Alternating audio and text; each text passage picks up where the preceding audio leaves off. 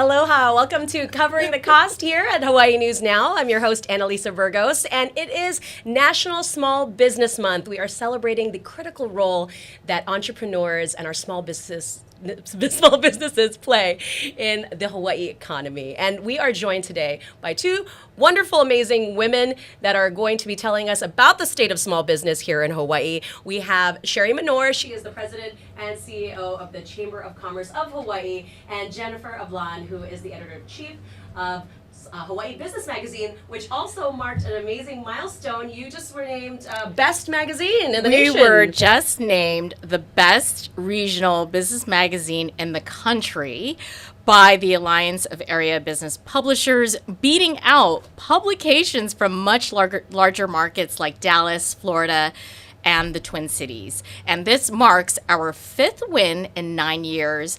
And we also took home 5 additional awards for work published last year, including gold for best profile of a person or company. So I'm so Congratulations. excited. And we always celebrate small businesses like that. Yes. Right? Because you yourself are leading a small business. Yes. And anytime Hawaii businesses make it onto a global national stage, so wonderful, isn't it? Something to be proud about. Yep. That's right. Well, welcome, ladies. Thank you so much for joining us to celebrate National Small Business Month. To preface all of this, though, you know, we often hear about how difficult it is to run a business here in Hawaii.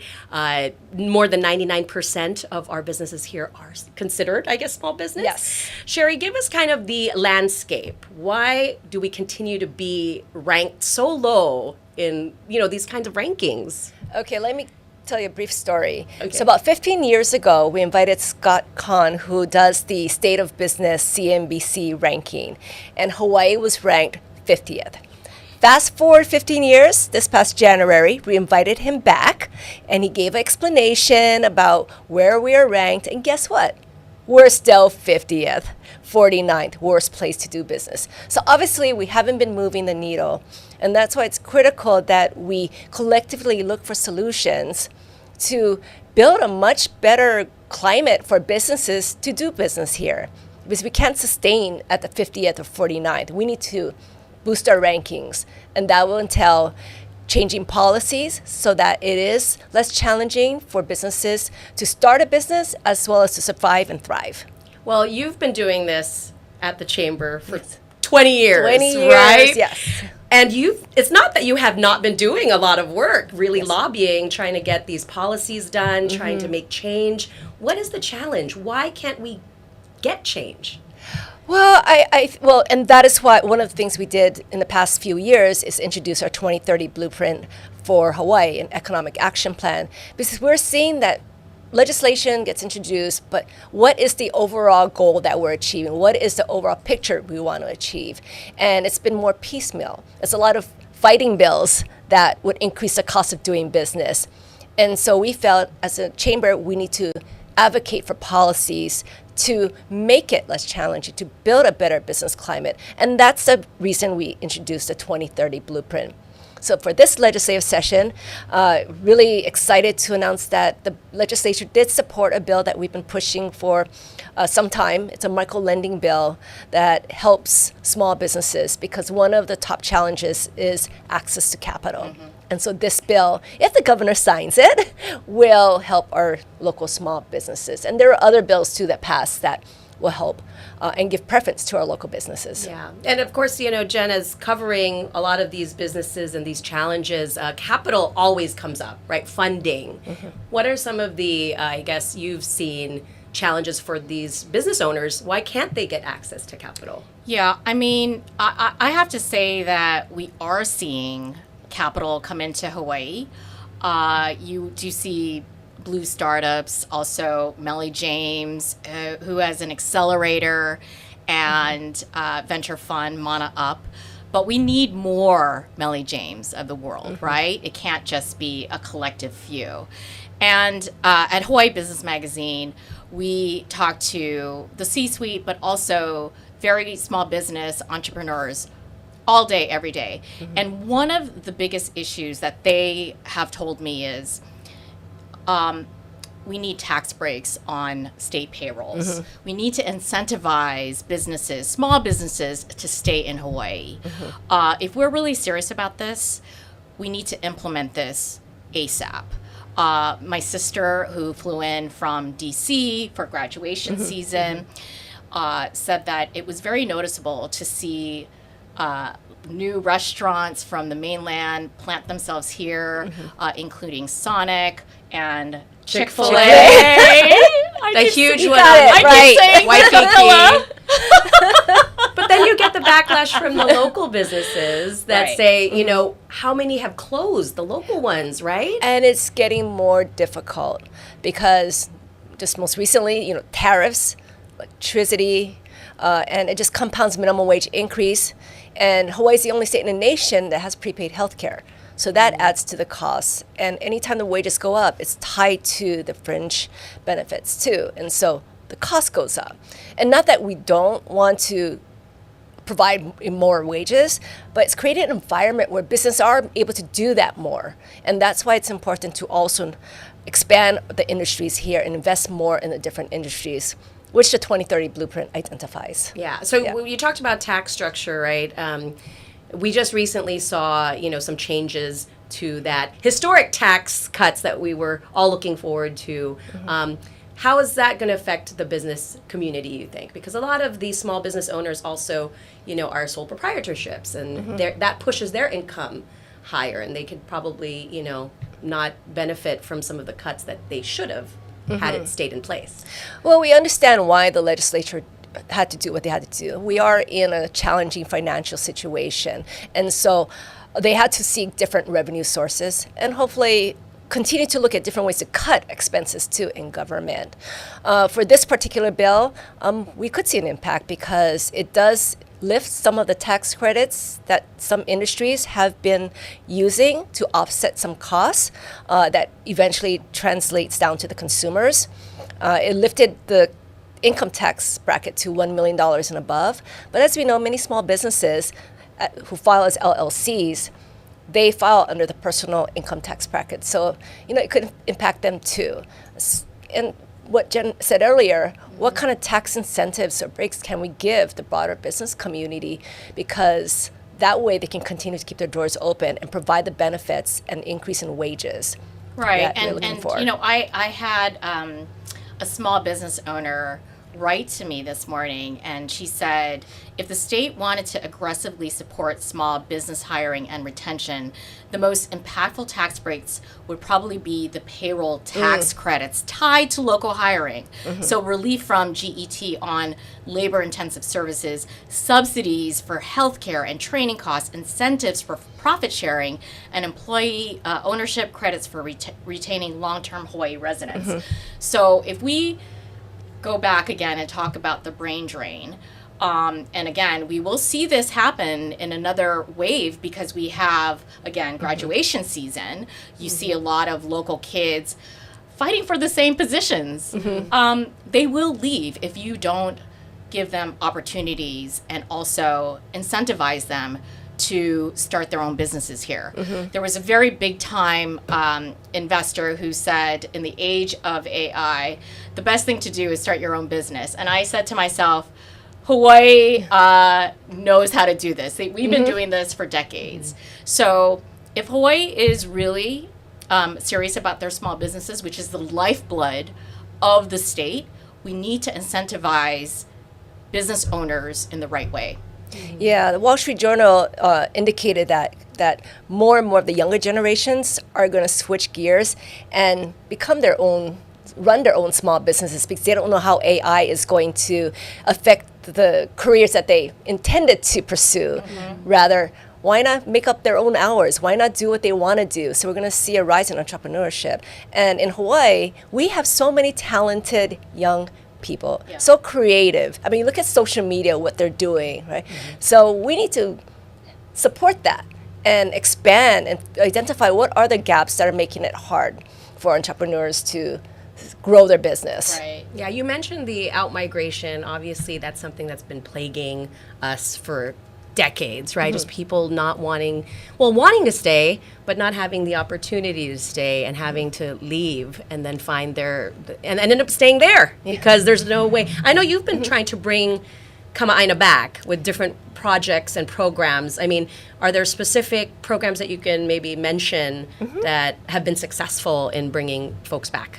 So it's still in the beginning stage, but we launched Kama'aina Come Home last year. It's an effort to do more outreach to residents of different states who have a connection to home or moved away from home, and connecting them with employers that are looking for highly qualified employees to fill these positions in high demand industries. So that's what we launched, and we're seeing some of that. It's growing momentum. We do that at Hawaii on the Hill as well. Where we have an event where we invite DC residents who have a connection to Hawaii, and employers fly up there, and that's coming up. That's next coming month. up. Yeah, next in a few weeks. So it's doing that kind of initiatives, but it's going to take more than just that. Again, it's going back to what Jen says, it's creating an environment where they can stay and they can thrive. UHERO came out with a report that Hawaii is so way behind in terms of wages. We're still stuck in the 1990s. So while cost of living goes up, we're not keeping up with that. Right. And largely because we don't have a diverse economic base. We're so heavily into tourism and military, which we still need to continue to do. But what other industries do we need to invest in? And that's what the 2030 Blueprint is all about. Yeah. Well, we've been talking too about some of these programs that DBED has. The counties have their own economic revitalization programs. There's this Oahu is offering now an AI training program for free for nonprofits and businesses. So there are efforts, but what more? What do you think needs to happen for it to change? Because I feel like there's a lot of programs that are being promoted, but are people taking advantage of it? Is that the disconnect, or I don't know? What do you guys think? I think we need to take a holistic approach. Everyone now is talking about gas prices, right? And also housing costs. This is not just a local issue. Of course, Hawaii, I believe Hawaii is the most expensive state in the nation. But again, we need to figure out how to subsidize certain things like healthcare, housing. I was asked, how do you keep people in Hawaii? Like you mentioned, Sherry mentioned this also, we have fantastic leaders here. But if we don't give them the resources, including housing or AI to help their business run more efficiently, they're going to leave. They're going to figure out, how do I leave Hawaii?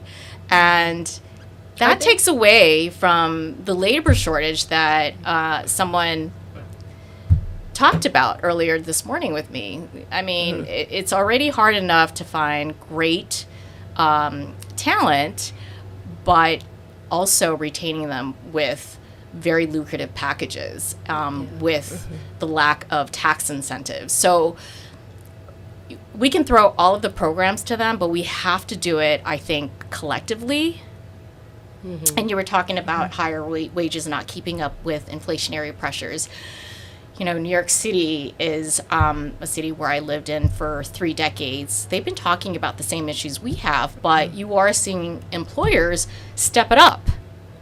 They did this during COVID. Is it because government is helping subsidize? Well, they wanted to win talent. They wanted to win the best talent. And so if you are serious, if you're a business owner who wants to keep the best talent here, and you want to keep local kids here, yes, you have to pay up for it. Are there along those? Yeah. Go ahead. I was just going to ask if there was these programs that we were just talking about that you're aware of, the subsidy programs or kind of these. Not necessarily subsidy programs, but along those lines, keeping the talent here. That's why it's really important also to invest in education workforce development. Focusing on work-based learning, that's K to 12, exposing them to the different industries that are out there, so our kids understand, wow, I can stay at home. These are high-demand jobs, high-paying jobs. And then sector partnerships, which is a very industry-driven effort, initiative, and collaborative, where public, private come together. So DOE, University of Hawaii, community colleges, educators, and employers come together and talk about, okay, what are the skill sets necessary for the future jobs? And creating programs such as internships, apprenticeships, so that we can start the kids early on, expose them, and then keep them here so that if they do an internship, once they graduate, it turns into a job. Yes. If they decide not to go to college. Waipahu And then- High School is really prime great at this. example. Waipahu Yep, High School, exactly. Kihayashi, wherever you are. Shout out to you. Yep, he is excellent example.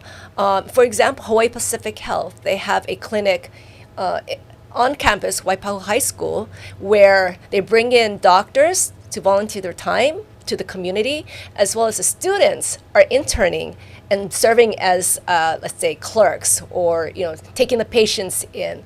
And so they're understanding not so much from the book standpoint, but also hands-on experience. So we need to create that kind of experiences. So it's very steady transition to these different stages in our Keiki's life. Yeah, they've already been trained. They're Yes. already working toward it, and it's not such a jarring effect where, oh, I've graduated. What do I do with myself yeah. now? Right? It's And more you're of a seeing pipeline. a lot of those situations with they did very well in school, but they're not prepared for the real world. So slowly, that's been implemented in our schools. So it is Yes. happening. It is happening. Okay, and slowly but surely. Yeah, and what's encouraging is that now there's more collaboration, more partnerships, public and private, not so much silo, everybody doing their own thing. We actually are identified a unified goal for the state as to what that career pathway look like, what that talent pipeline looks like. So there's some hope there, and we're seeing more and more of this momentum happening as well. Yeah, that makes sense. That's Yeah. great. Well, the other thing I was reading about is the highest failure rate for first-year businesses here, that 25.4% of new businesses close within their first year here. And that's higher than the national average, which is 21.5%. Why do you think they're failing? What is I know we talked about capital, and we talked about maybe the lack of resources and support and the costs. What do you think it is? I think the diversification of your product and services. You don't want to, I don't want to beat up on blockbusters, but you have to figure out your industry's barrier to entry. In Hawaii, The video rental company, just in case. Yes. You know what I mean, there are people that do not know what Blockbuster is. Gen Z Just and the video younger rental, generations. Yeah. VHS tapes. They did have CDs at one point. Did they? DVDs? DVDs. Did they? Do you remember DVDs? Yes. Oh my Videotapes gosh. and DVDs. I remember when they were VHS tapes. Oh my You gosh. said it so naturally, but I remember there's people that don't know what that is. Okay, thanks for outing my age. You don't look it though. That's all that matters. But anyway, yes. It filled a need at the time, Yeah. right? Yeah, but you also have to think as a business entrepreneur, leader, executive, do I have a long-term company? You can't say, oh, this is like so great, it's going to do well. Sure, it's going to do well for the next 12 to 18 months. Think about the next 12 to 18 years. So I always think about diversification of services, products. You have a lot of great innovation happening, but I always ask myself, do you have a long-term plan? And also, on top of that, there's just poor risk management. A lot of business owners are creatives, but they're not finance people. Yeah. Yeah, there's passion. that's I so feel true. like you were in a panel passion recently to at the profit. Women Yeah, oh, yeah. Entrepreneurs. Yes. And I feel like, and we were all there at your conference about women entrepreneurs, and just there's no lack of creativity or passion, right? Everyone Yep. has a great idea that's very uniquely Hawaii, I feel, but then it's hard to get to that next level of actually making money. So what was the takeaway from that, you think, or what would you advise folks that are in that position? Well, just kind of touched upon it, right? It's the financial side. It's how to run a business that is challenging, because you can go in with passion, but equally important, if not more, is how do you turn that into profit? and a lot of it is understanding how to run a business. And there's organizations out there, including Chamber, that can help with that. In fact, UHERO came out with a report on small businesses, and they said one of the challenges or one of the needs of small businesses, especially the ones that are just starting out, are marketing and promotion needs. Right, and how do you do that in today's digital age?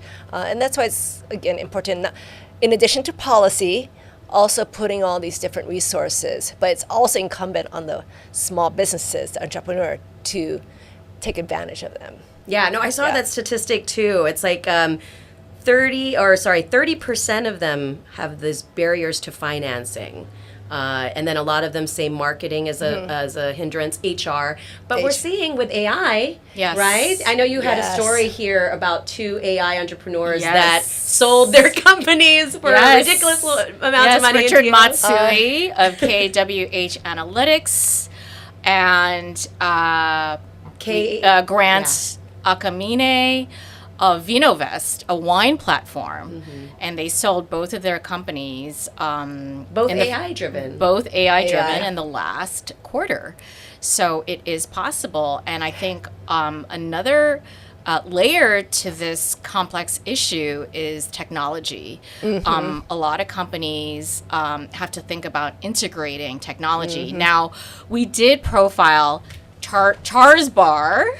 A shout out to our business. Yes. And it is a company that is in the islands running a remote bar, and they offer all sorts of cocktails, and you wonder what makes them so special. Yeah, because bartenders have been doing catering services forever. Right, but they also have mocktails. They have mocktails, they have cocktails catered to your event, whether it be a birthday party, a wedding, baby shower, and it's literally mobile. Yeah, it's mobile, so their cost of capital is very low. And so that's when I talk about, you have these creative entrepreneurs, you have to think about the business side. They're not business people. They're creative people with great products, and Steve Jobs is a great example of this, right? He came up with a lot of great innovative products, but when you talk about the finances, you have to have a strong CFO by your side. And so I think when we talk about upskilling, I do think a lot of entrepreneurs have to keep that in mind. Did you want to add something there? Oh, no, she brought up AI and tech. Yeah, it's definitely small businesses taking advantage of AI, because that will transform the way a business is run, and we're seeing it, as well as tech enablement, having more small businesses understand how to integrate technology, because believe it or not, there's many that still don't know how. And we started during the pandemic, where a lot of the storefronts, retail, didn't have tech integrated, online commerce, e-commerce rather. And so having that kind of resources available to them will help steer them in the right direction. But it's going to be critical for that they implement AI. AI will be here to stay. Yeah, right? we need to adopt it now. Yes. And so I think we're kind of behind right now, but but the way fast-paced it's evolving, we need to catch up fast and stay ahead of it. Yeah. Yes. Yeah. All right. So we're going to take a quick break, but we are having a wonderful discussion about the challenges of small businesses here in Hawaii. We'll be right back. Don't go away. From the moment you wake up. Hawaii News Now brings you the stories that impact your day. With more on the breaking news, we go live to Casey Lund. Ready with the push alert? I'm going live. We have an update to the breaking news we brought you this morning on Sunrise. Okay, guys, as soon as this wraps, toss to Mahia. And we've been covering this story all day. Now we go live to Mahia for a new development. Stand by for breaking news. They just captured the suspect. That's confirmed? Yes, sources just confirmed it. The news you need the moment it breaks. Here on Hawaii News Now. Kitchen Scraps is excited to spotlight. This is Hawaii News Now. Tonight's top story. Who can stay still the longest, Steph? Bruh, don't even blink. Watch local news, first alert weather, and documentaries for free on your HNN streaming app. Get ready, Keohei. They're coming back. is an HNN investigation. Download your HNN streaming app now. Coming up today at 1:30, it's the Drew Point. We're going to be sitting down together to break down the entirety of the Hawaii weather pattern, and you can catch it on the HNN streaming app available on Roku, Apple TV, or Amazon Fire.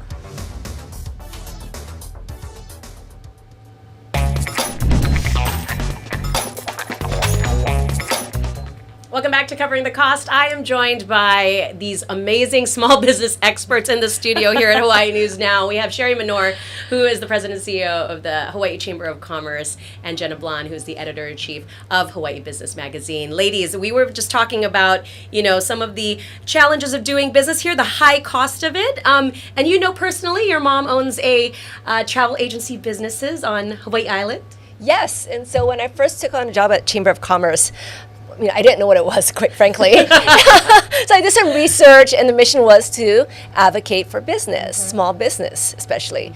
And so I immediately had that connection because my mom owned a small business for, going on 50 years or so. It's been a while. But she has a travel agency. But it's evolved over the years, as you know, with technology. Travel exactly. agents? So she had to find her niche, right? What does she, what's her expertise? How does she have to pivot, as you mentioned, to keep afloat and grow her business? So she found her niche, and she's 80 years old. The business has kind of died down, but she still books tours for friends and family and other customers, and she goes with them. Well, so she gets to travel all over the world. See, this is what I was talking about with the, Expedias of the world, Travelocity of the world. You have to think that there's a competitor lurking behind you. Yes, and always. It's not the 5 to 10 month plan. You have to think about the next 5 to 10 years. Yep. Yeah. Well, and it just goes to show that technology can disrupt a business, an industry. Yes. But that special personalization that your mother brought to her business really set her apart. Right. Yeah, because she's from Japan, born and raised, and so she knows it from at the back of her hand. I have to call her. Yes. Okay, I'll connect you with her. See, You can then schedule you wherever have a you travel want to go to agent. Who Japan. needs Expedia or whatever these other companies are? Personalized service and experience. I'll tell her to give you knows Sherry's Hawaii. 10% discount. Friends and family discount. Family discount. I need it. I was going to say the whole point of that personalization and that wonderful experience. That's what makes Hawaii unique, right? I think that's why we like to support local. Yes. Here. And some people like that. They want that personalized experience and not so much go online, book their tickets, and do it on their own. They want that expertise to be able to guide them, and so she definitely found her niche. So she does mainly tours, customized tours to Japan. Does she talk about the rising costs of fuel? Oh, obviously, with the Iran war now. Yes. So has that affected her business intimately? Well, she's, like I said, she's 80 years old. Oh, I'm She's sorry, like- I shouldn't have told that. She won't appreciate that, but so for her, it's more keeping her busy. I mean, she enjoys it, and she still gets to travel with these groups. But yeah, she does the walking tours with them? Walking, yeah. Wow. Not so much a big group, and we have the red flag going around, but smaller, manageable groups.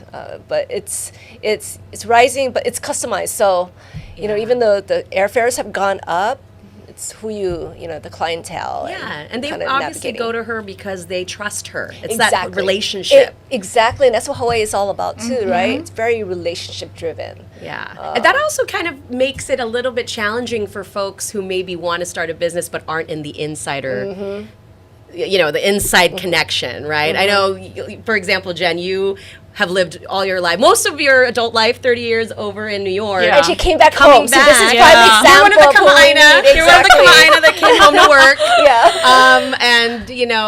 And our producer also, Elena, is also one of the Kama'aina who came home to work. Wow. Yeah. So, From where? From LA. state? Oh, LA, okay. You can share her. She can share her story with you too.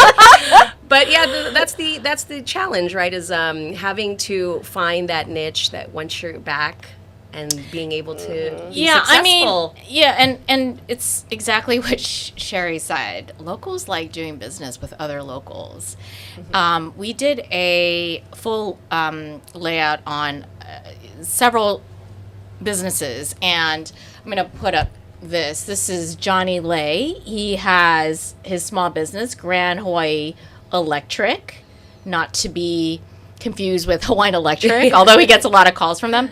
So he's a small business owner, and he looks kind of young. Or is that just the picture? He's very young. Ah, he's very young.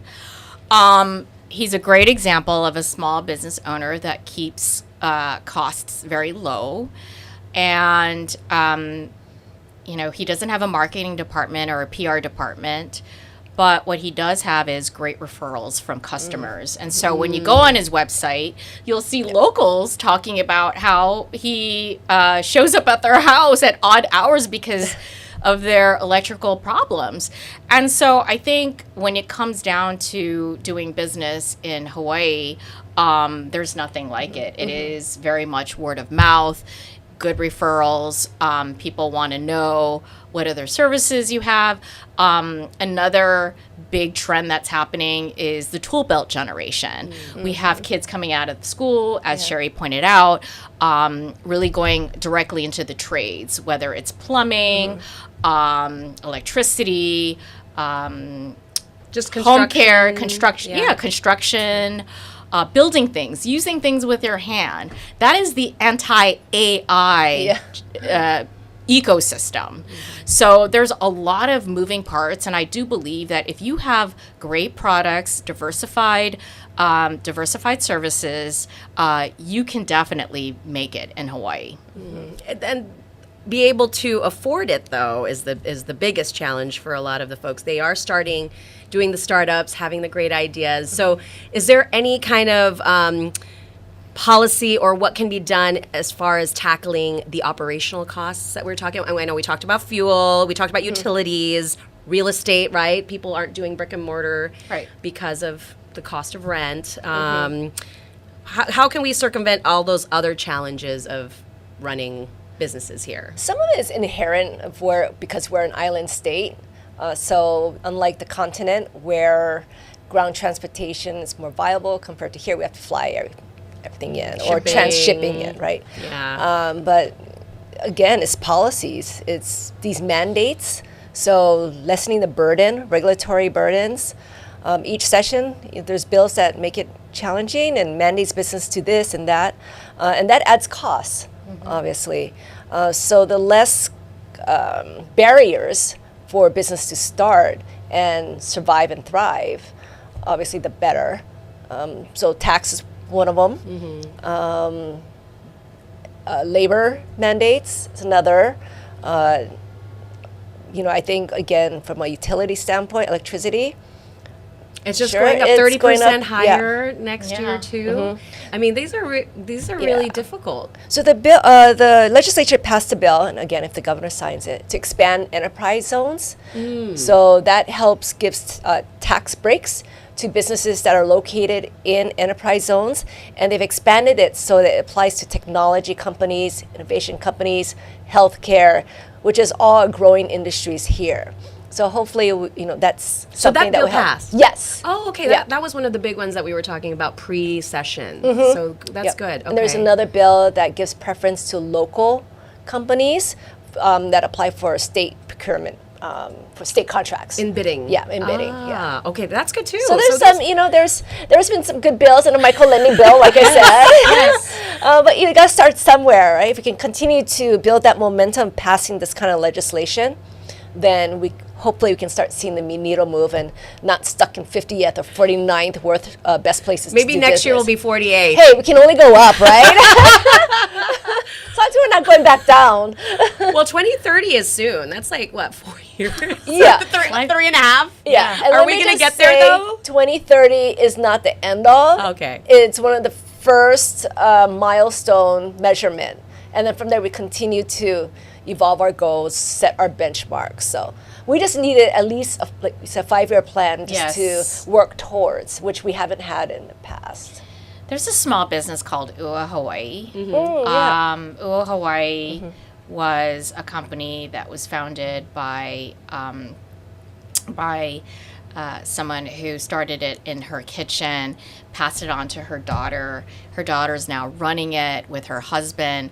They've expanded outside of Hawaii. What is that, perfumes? It's perfumes, What is it? skin, Like skincare, lotion. yeah. Mhm. They're now in Japan. Yeah. So, being, having channels outside of Hawaii also is another idea for small business owners.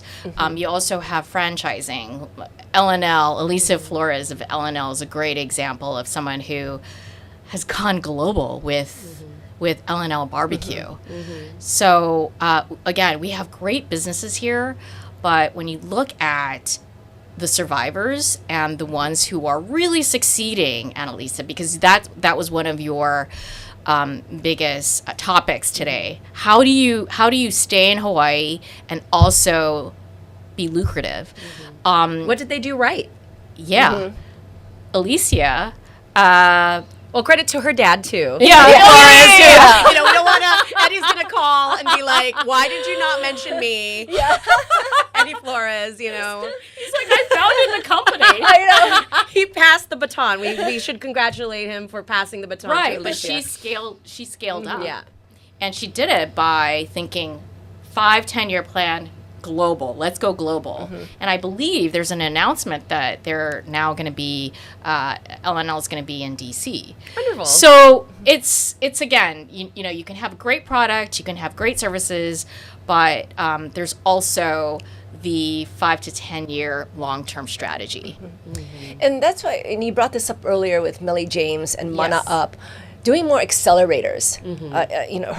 Her Mana Up is focused on made in Hawaii products, obviously. A lot of food or, dry goods, and goods. and tremendous because for accelerator, teach you the basics of running a business and then how to scale up. Right? So you have that structure from the very beginning, the understanding of running a business. So if we can do more accelerators for different types of businesses, I think that could move the needle in terms of survival rate and help expand. And then, like you said, like Jen said, help exporting our brand globally. Yeah. Because Yeah, everybody loves Hawaii. If there's connection to Hawaii, then People let's leverage romanticize that. about Hawaii. Exactly. Yes. And people are very protective of it, right? Whenever there's a mainland company that tries to trademark Oh, yes. Aloha or It's Poke, not the same. it does not go well. Yeah. Not authentic.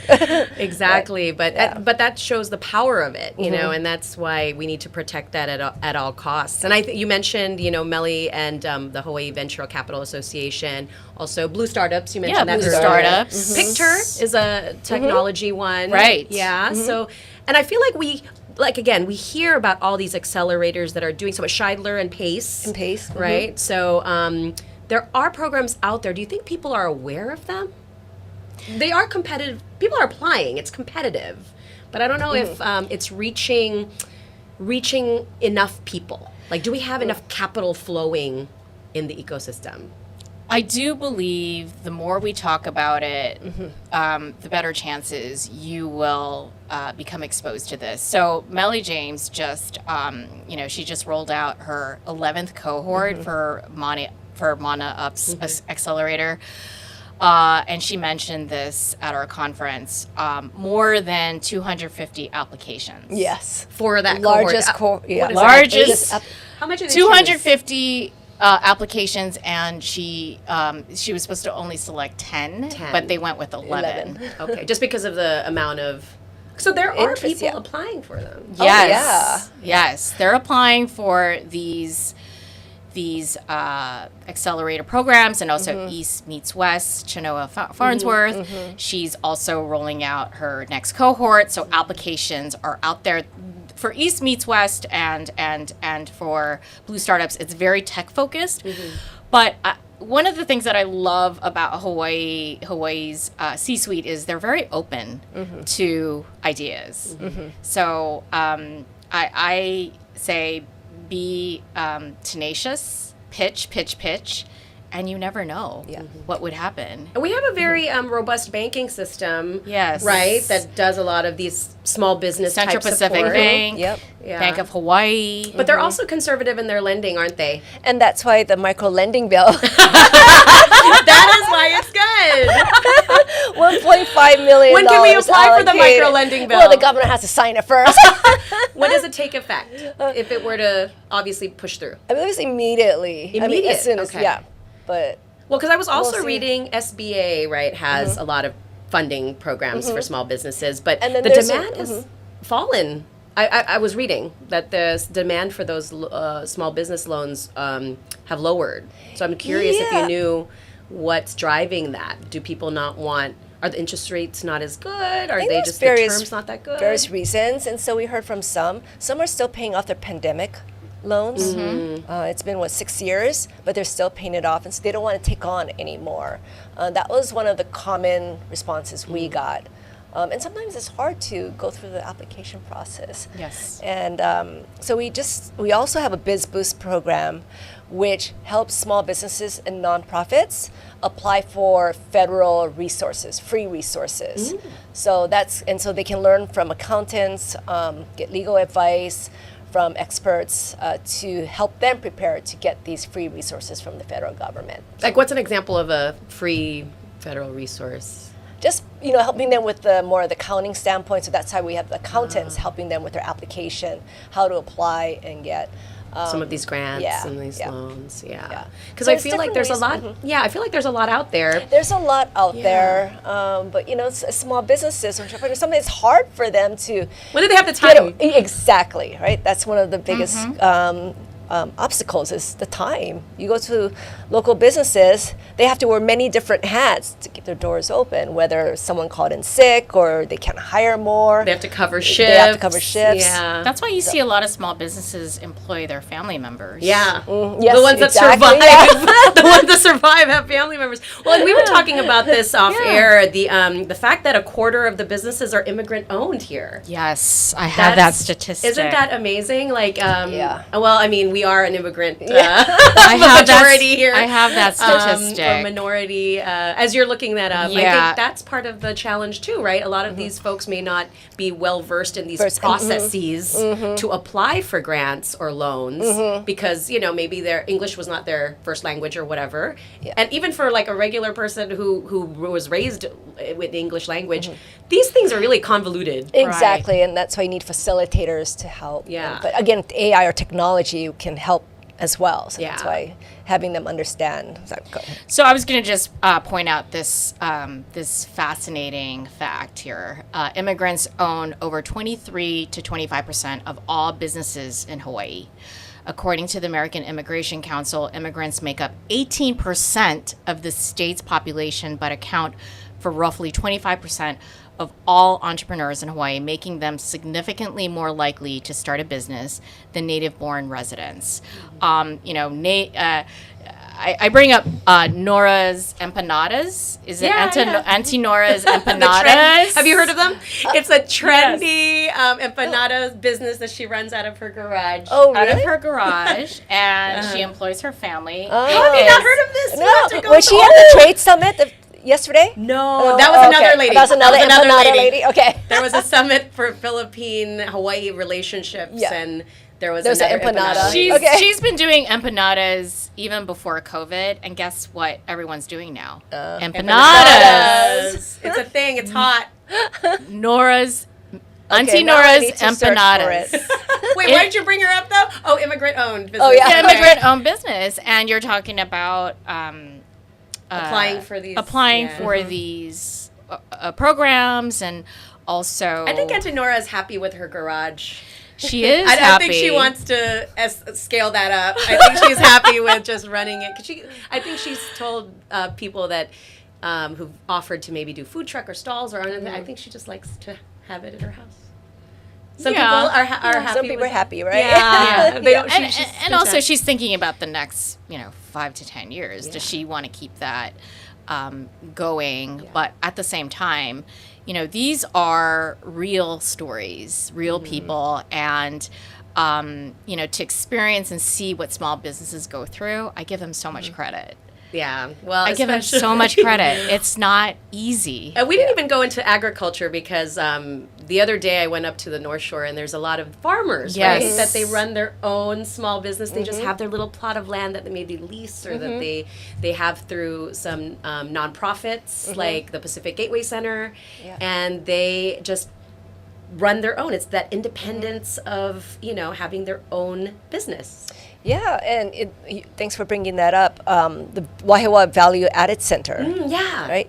That's a good resource right there because, again, it's cohort-based. They go through the process, learn about how to run a business, and they help you even develop products, from the raw ingredient to the very end, bottled ketchup, from tomatoes to ketchup. And they have a food scientist that can help you prepare the right consistency to make ketchup. So I know there's been an effort legislature to expand those value-added centers on all the different islands.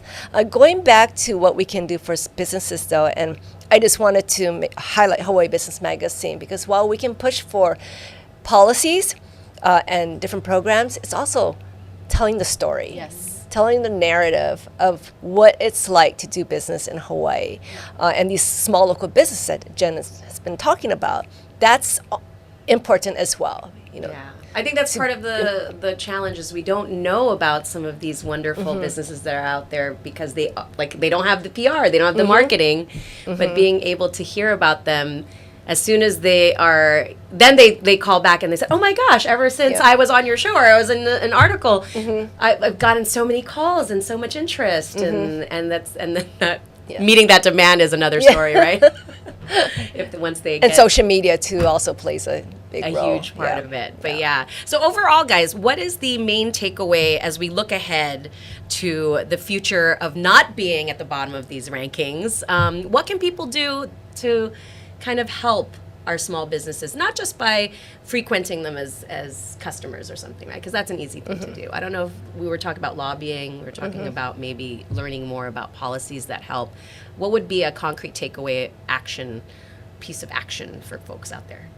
I hope our politicians work very closely with the likes of Sherry. She's been a great ambassador for small businesses.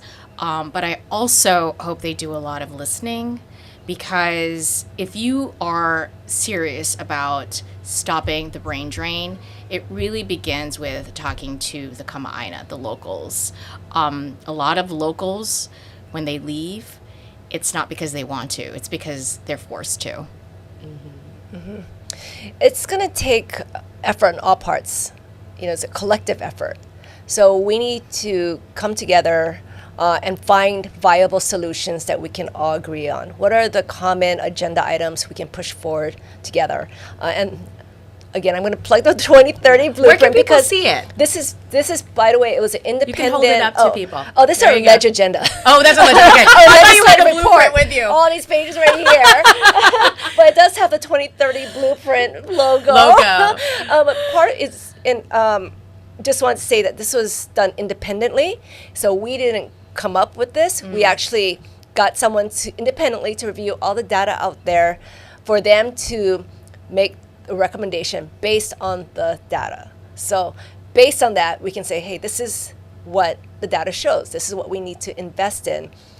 We can have all the 17-step plan, but equally important is to have, it's based on a collective impact model, which means government providing input, working with legislators, like you mentioned, having them listen, share your stories, and then so finding solutions together. I think a lot of times we tend to do it on our own, but even now more than ever, we need to really work collectively, and providing that storytelling is going to be important. That's what we advocate to our members. Yes, we will advocate for you, lobby for you at the ledge, but sometimes it's even more compelling is when you tell the story. Yeah. Right. And so we can encourage relate people to share. Yeah, because sometimes they get a little shy and they don't want to toot their horns or anything. Yeah. But and it has to happen before ledge session starts. It has to happen, as soon as session ends. Establish relationships with legislators. I hear they're listening anyway. But really, once you start establishing that relationship, then sometimes they'll be used as resources or expertise, or they'll ask, how is this bill going to impact your business? Perfect. Okay, and you were saying, where can people get a copy of that? It's on your website? Yes, cochawaii.org. Okay, and then your website for folks who want to read it? Our award-winning magazine. Yeah! Don't forget that. Making it big. HawaiiBusiness.com.